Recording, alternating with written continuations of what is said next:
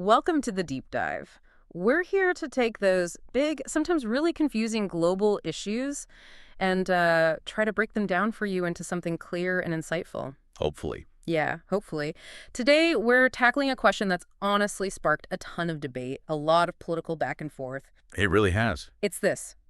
If former President Trump's tariffs got so much criticism, and, people saying they were bad for the economy, why has President Biden, who, let's face it, ran on a pretty different platform, Yeah. why has he kept so many of them in place? Yeah, it's one of those things that on the surface, it seems kind of contradictory, doesn't it? You hear all the economists, the warnings about inflation, trade wars, all that stuff. Right. And yet here we are. The policies are by and large still there. But I think to really get it, you have to look past just the simple dollars and cents. It's more complicated. Oh, way more complicated. Yeah. This is tangled up with political strategy. It has huge social impacts, global dimensions. I mean, everything from like how we deal with our allies to what's happening in your local job market. And even the price you pay for things at the store. Exactly. Consumer prices, too. It touches almost everything. So our mission today for this deep dive is really to unpack that complex decision. Why stick with these tariffs? We need to look back a bit at the history that kind of set the stage. Definitely need the context. Then look at what they mean now and explore all those different impacts on communities here, on our relationships around the world. The goal, really, is for you, listening, to come away not just knowing what happened, but really understanding why. Getting that informed perspective on a policy that, like you said, affects pretty much everyone. Sounds like a plan. And you're right, that historical piece is crucial. To get why these tariffs are still around, we first need to realize this isn't some totally new thing in American policy. Tariffs have actually been, well, a pretty fundamental tool for the U.S. economy almost since day one. That's interesting. Okay, so let's start there. For anyone maybe not super familiar, what exactly is a tariff? Just the basics. And how far back are we talking in U.S. history? Sure. Okay, so at its core, a tariff is basically just a tax. It's a tax imposed on goods or services that are imported into a country. Okay, simple enough. Yeah, but governments use them for specific reasons, usually a couple of main goals. One is to help out local industries, right? Make foreign stuff more expensive so your homegrown products look more attractive, more competitive. Protect the home team, sort of. Exactly. And the second goal is tied to that limit foreign competition. Create a space, maybe a bit less challenging, for your own businesses to grow and operate. And yeah, in America, this goes way, way back. So it wasn't just like an economic theory floating around. It was actually part of building the country. I remember reading something about Alexander Hamilton, the founding fathers. You're spot on. The absolute roots of U.S. tariff policy go right back to the Tariff Act of 1789, sometimes called the Tangible Tariff Act. Tangible. Yeah, because it was such a concrete, real first step by the brand new federal government. This wasn't some minor thing tucked away in legislation. It was one of the first major acts passed by Congress. Wow. And the purpose was crystal clear. Yeah. Bolster the new U.S. economy. It was just getting on its feet after independence, right? The goal was to protect American manufacturing, which was tiny back then, give it a chance against the big European industries. So it was foundational from the start. Building industries, getting revenue. Absolutely foundational. It shows tariffs were seen as a core part of American economic strategy right from the beginning. Not some modern invention, but baked in from the start to shape the economy. That's amazing how that early vision just keeps echoing through the centuries, doesn't it? But obviously the economy didn't stand still. The U.S. grew, industrialized. The role of tariffs must have changed quite a bit over time. Oh, dramatically, yeah. Through the 1800s and into the early 1900s, tariffs didn't just stick around, they actually rose, often quite significantly. Why was that? Well, the U.S. was industrializing fast. It wanted to compete, stand on its own economically against the big players like Great Britain, Germany. So protectionism, using tariffs to shield your own industries, became kind of the dominant economic idea for a lot of that time. Protecting the new industries. Right. Shielding those burgeoning industries, whether it was textiles up in New England or ironworks down in Pennsylvania, from being swamped by cheaper foreign goods. The thinking was you protect these infant industries, let them grow strong behind the tariff wall, and eventually they'll be able to compete globally. Okay, and this leads us, I guess, to the big cautionary tale, the one everyone learns about in Econ 101, the Smoot-Hawley Tariff Act of 1930, the classic blunder. Ah, yes, Smoot-Hawley.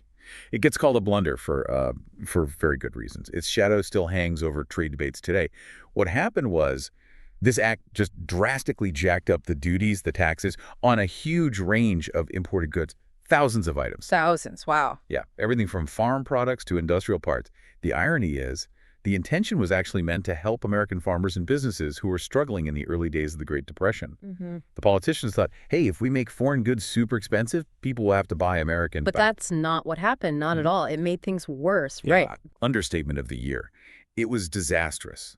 Instead of helping U.S. industry, it just triggered this massive wave of angry retaliation from other countries. Ah, the trade war aspect. Exactly. Canada, Britain, France, Germany. Yeah. They all slapped their own high tariffs on American exports. So American farmers, who were already hurting, suddenly saw their overseas markets just evaporate. Oh, man. International trade just collapsed, fell by something like 60% between 1929 and 1934. And that massive drop in global commerce, it absolutely deepened and lengthened the Great Depression, turned a bad downturn into a global nightmare. So Smoot-Hawley became the textbook example of how not to do trade policy. Precisely, a stark, painful lesson about the massive downsides of going it alone with aggressive protectionism. It's why, for decades afterwards, the world moved in the opposite direction. Right. After that kind of trauma, you'd expect a pivot. And there was one, wasn't there? A gradual move away from that kind of protectionism towards more open trade. Absolutely. The decades after World War II really saw this big, deliberate shift towards liberalizing trade. The world basically said, okay, those trade barriers didn't work, they made things worse, maybe even contributed to the war, we need to cooperate. So setting up systems for cooperation. Exactly. That's when you get the big multilateral agreements and institutions.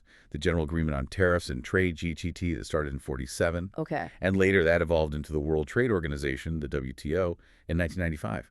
The whole point of these bodies was to get countries talking, negotiating down trade barriers together, setting rules of the road like non-discrimination, and having ways to resolve disputes peacefully. So the idea became free and fair trade is good for everyone, good for peace, good for prosperity. That was the dominant thinking, yeah. Yeah. The global consensus for a long time. And U.S. policy, under both Democrats and Republicans, generally followed that path, moving towards more trade liberalization. Until things changed again, pretty dramatically, around the mid-2010s, specifically 2016. Yeah, it was a sharp turn. The election of Donald Trump in 2016 really marked a significant break from that decades-long consensus on trade. It challenged the whole foundation of the post-war global trading system. And his stance on trade, especially with China, wasn't just a side issue. It felt like a core part of his whole Make America Great Again message. Oh, absolutely central. It wasn't just a talking point, it was a defining theme. He argued, very effectively for many voters, that previous leaders had let other countries, especially China, take advantage of the U.S. with terrible trade deals.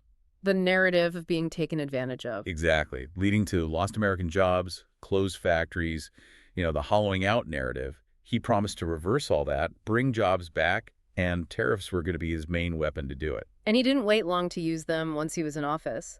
But given all the pushback, the warnings based on history like Smoot-Hawley, what was the thinking inside the administration for moving so fast and so broadly? Was it just about fighting unfair practices or something else? That's a really good question.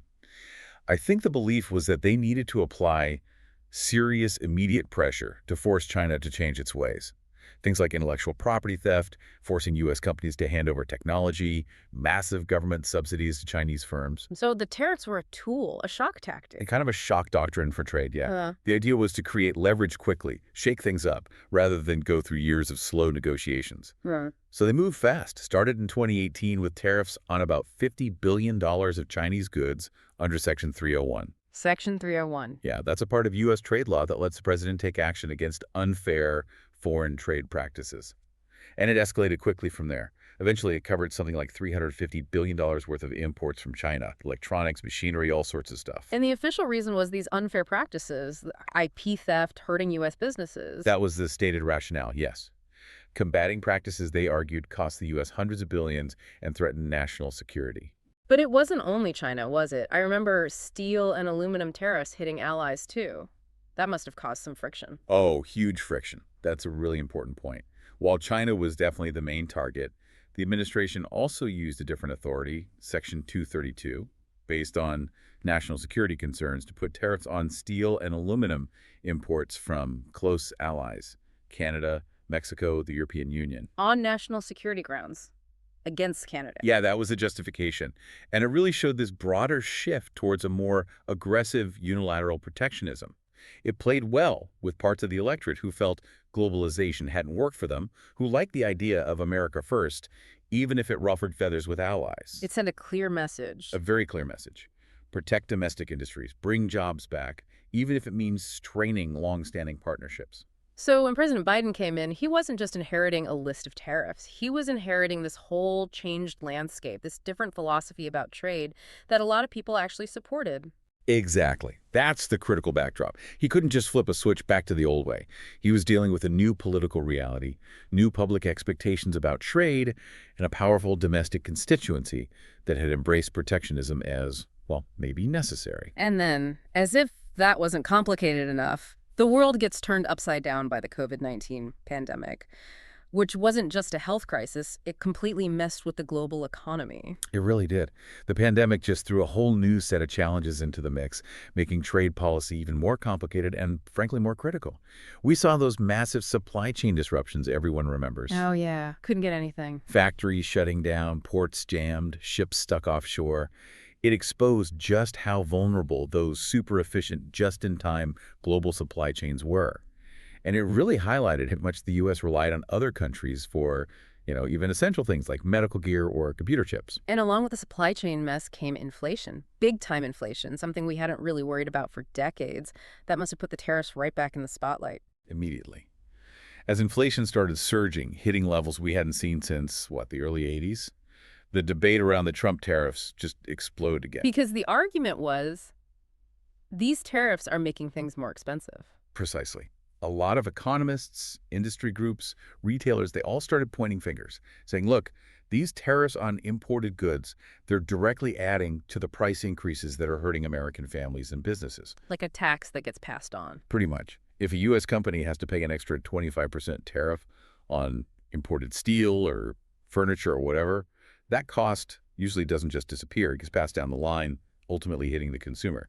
It was seen as pouring fuel on the inflationary fire. So there was huge pressure to get rid of them. Okay, so you've got all this pressure, economists saying it's bad, industry's complaining, inflation's soaring, and yet Biden didn't just scrap them all.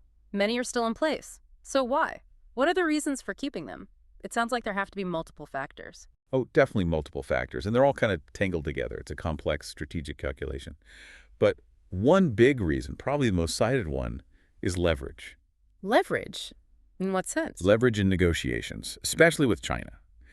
The thinking is, even if these tariffs have economic downsides, there's still a powerful bargaining chip that was inherited. So don't give up your leverage until you get something in return. Essentially, yes.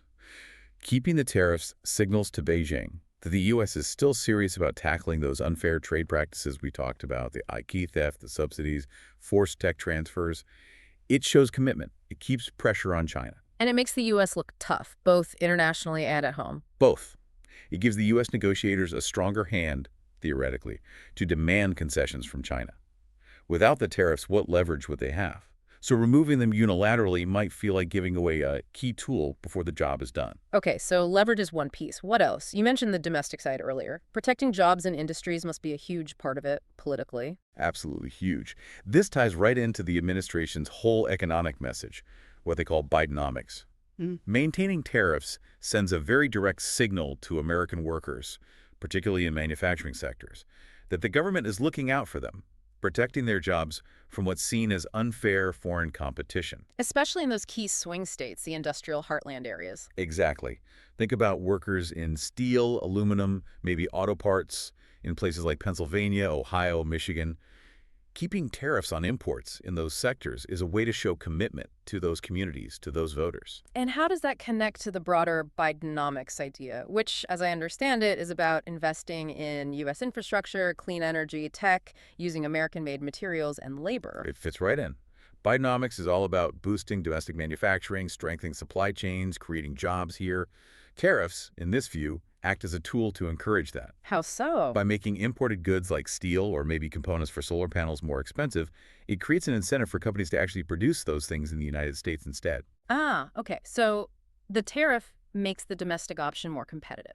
Right. If you're building a bridge under the new infrastructure law, the idea is that keeping tariffs on foreign steel helps ensure that the steel used comes from an American mill, supporting American jobs, aligning perfectly with that Made in America push. It's about strategically rebuilding industrial capacity at home. So leverage with China, protecting domestic jobs and industries. But there's got to be a bigger geopolitical angle here too, right? Especially with China. Things feel much more tense now than just pure economic competition. That's probably become one of the most significant factors, and it's constantly evolving. The relationship between the U.S. and China isn't just about trade deficits anymore. It's shifted into a much broader strategic rivalry. You see it everywhere. Tensions over Taiwan, human rights issues like the Uyghurs, China's military moves in the South China Sea, cyber attacks. All of that. Yeah. It's a fundamental clash of interests and, to some extent, values. There's a growing sense in Washington, across both parties really, that China poses a long-term strategic challenge to the U.S. So in that context, tariffs aren't just about economics anymore. They're part of a bigger toolbox for dealing with China. Exactly. They're likely seen as one instrument, among others like export controls or investment screening, in a wider strategy to counter China's rise and assertiveness.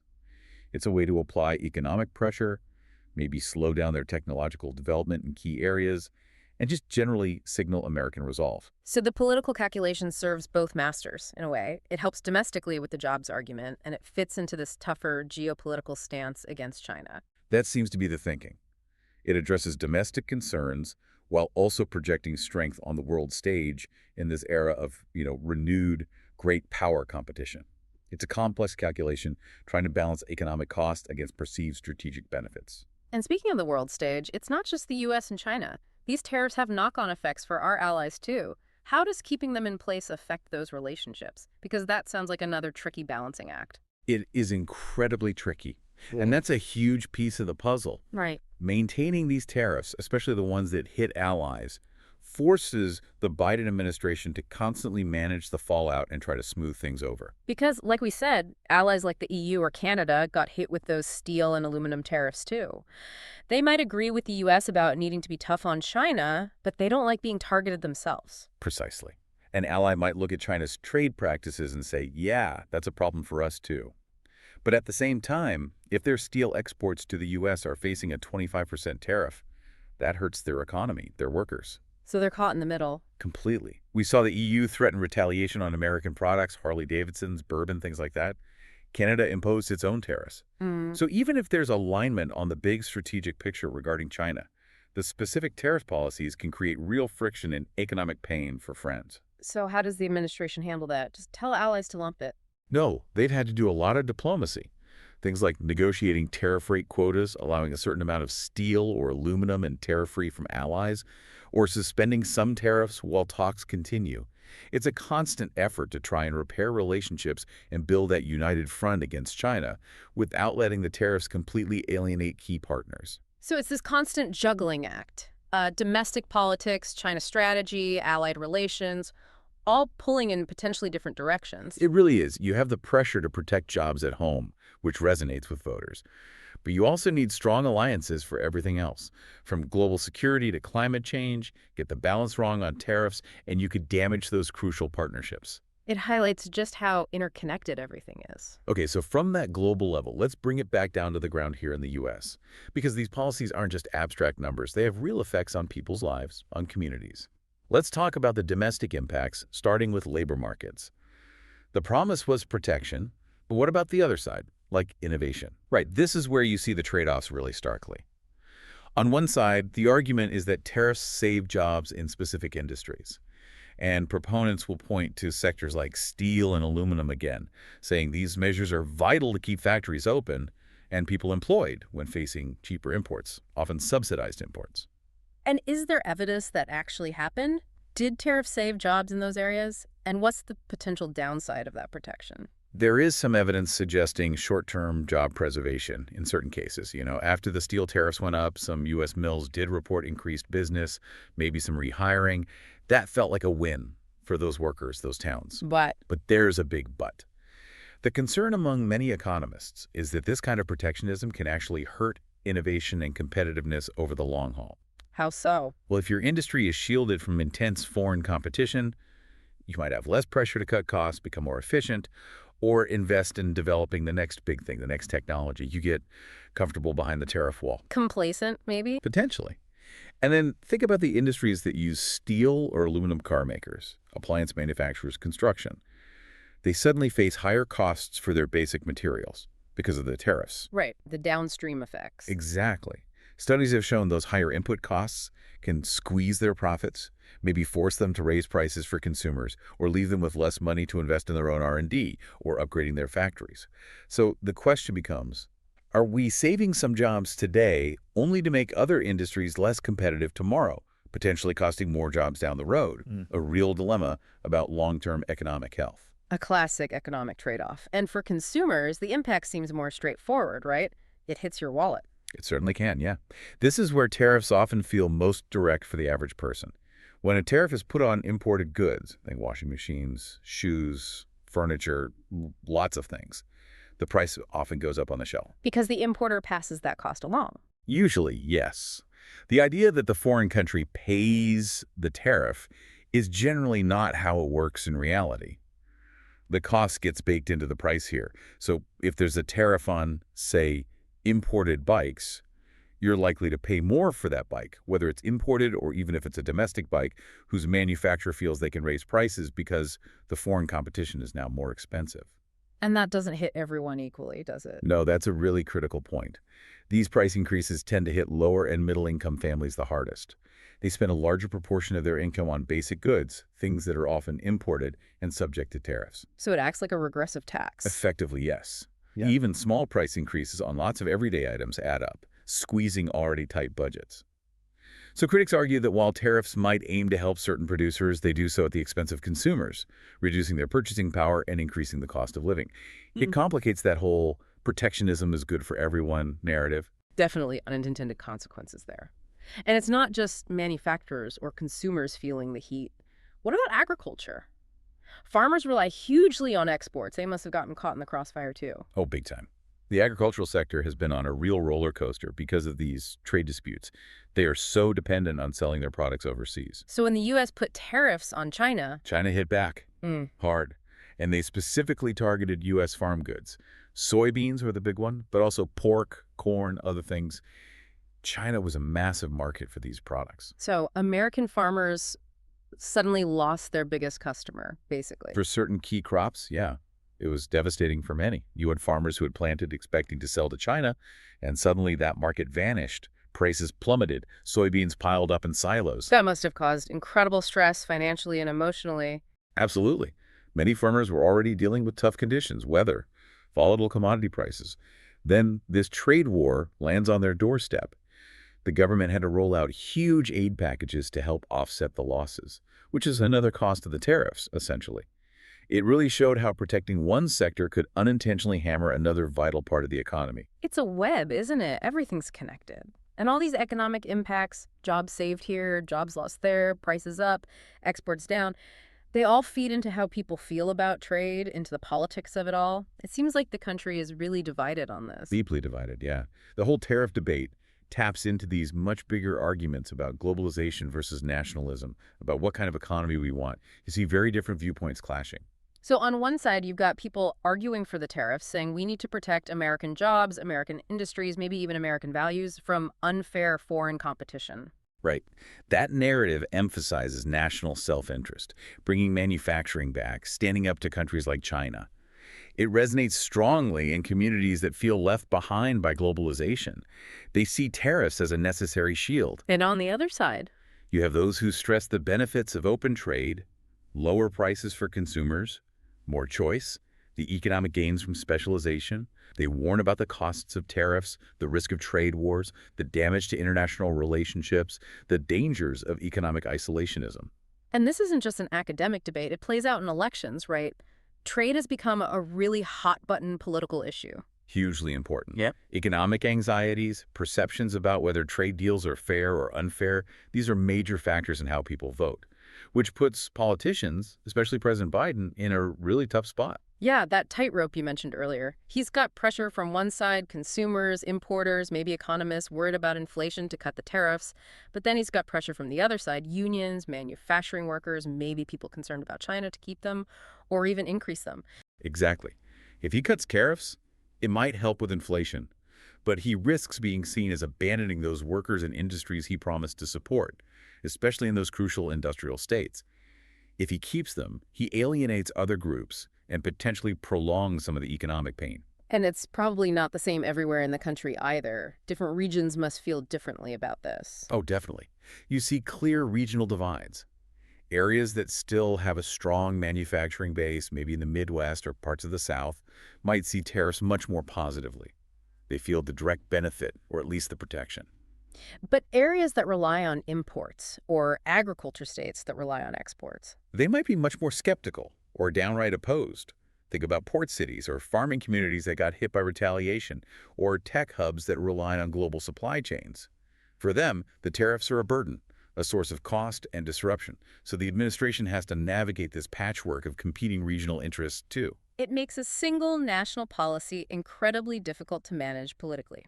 Extremely difficult. Any decision is going to upset someone. It really highlights how these trade policies aren't just about economics. They're deeply intertwined with regional identities, political alignments, and these broader social and economic trends. So, wrapping this part up, the whole political landscape around tariffs is just full of these competing interests, these different narratives about what's best for the country. It really underscores how complex trade policy has become. Absolutely. And as the Biden administration tries to chart a course, balancing these inherited protectionist measures with the realities of a globalized economy and a tense geopolitical scene, the story is still unfolding. It's shaping not just economic outcomes, but also how we think about America's role in the world. Okay, so let's try and pull this all together. It's clear the decision to keep these tariffs isn't simple, not at all. It's this incredibly complex mix, isn't it? You've got the weight of history, Right, tariffs being part of the U.S. toolkit for centuries. then the immediate economic pressures, inflation, supply chains, job concerns. Very real, very current pressures. Plus, this shifting geopolitical map, especially with China, demanding strategic responses. Where trade is definitely seen as a strategic tool. And finally, these changing attitudes in society about globalization versus looking inward, protectionism versus openness. Yeah, a real tug-of-war in public opinion. It's a massive balancing act. It truly is. And if you boil down the why for Biden keeping them, it seems to be that blend of reasons we discussed. Using them as leverage in talks, especially with China, protecting specific domestic industries and jobs as part of the Bidenomics plan, and positioning the U.S. geopolitically in this era of competition. It shows that economic policy today isn't just about economics anymore. It's deeply tied into national security, foreign policy, domestic politics. Exactly. The lines are really blurred. Economic tools are being used for much broader strategic goals, maybe more explicitly than in the past few decades. So that leads to a really interesting final thought, something for you, our listeners, to maybe chew on after this deep dive. What does this persistence, this strategic use of tariffs, tell us about where global trade might be heading? Are we really moving away from that long era of liberalization and into something new, maybe more managed trade, more strategic protectionism? That's the billion-dollar question, isn't it? It is, and maybe even deeper. What kinds of trade-offs are countries, not just the U.S., becoming willing to make now?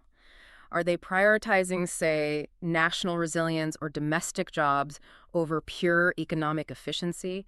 Are they choosing self-interest over global cooperation more often? How are we even defining economic strength in this world that's still interconnected but feels increasingly divided? Those are big questions, Right. and the answers will shape a lot, from global stability down to the price of goods on your local shelves. Definitely something to think about. And on that note, thanks for joining us for this depth dive. Thanks for having me.